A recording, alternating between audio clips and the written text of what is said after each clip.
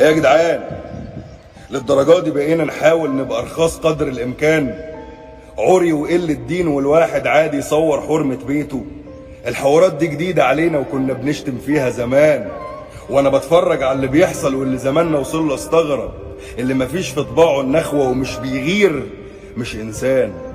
بقى دلوقتي طبيعي تلاقي الراجل بعد ما كان له هيبة طالع عامل فيديو بيرقص ويوريهم لون الجيبة. شوفوا الروج اللي انا مختاره شكله جميل ازاي يا حبايبي، شفتوا وصلنا لايه من الزفت وشفتوا الخيبة. بعد ما كنت تلاقي البنت بكل وقار وادب وكسوف، بقت البنت تعري شرفها وتصوره وتقولك شوف.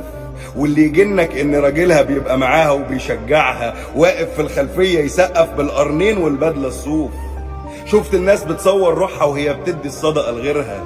شفت الناس بتذل الناس قبل ما تاخد شيء من خيرها.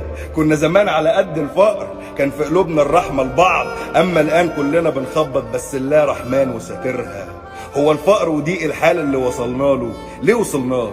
ما هو من كتر ذنوب الناس، ما هو من قلة خوف الله. احنا الدنيا خدتنا لحتة بعيدة وصعبة ومش مفهومة، قام ربنا شال منا البركة عقابا لينا عشان عصيناه.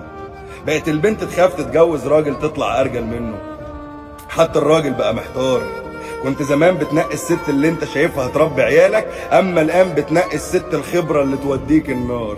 واللي تربوا بشكل كويس مش عارفين مين اللي كويس، فبيفضلوا قاعدين في بيوتهم ليل ونهار.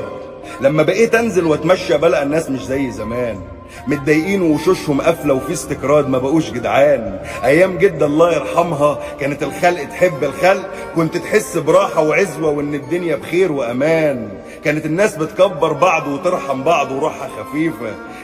كان اللبس قديم مش موضه بس قلوبهم لسه نظيفه. كان الراجل راجل فعلا طيبه وعزه نفسه واصل، اما الست كانت متصانه ومن شعرها لكعوبها عفيفه.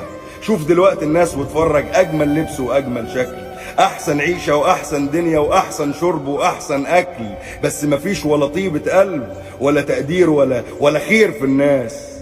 حتى مفيش ذرة احساس.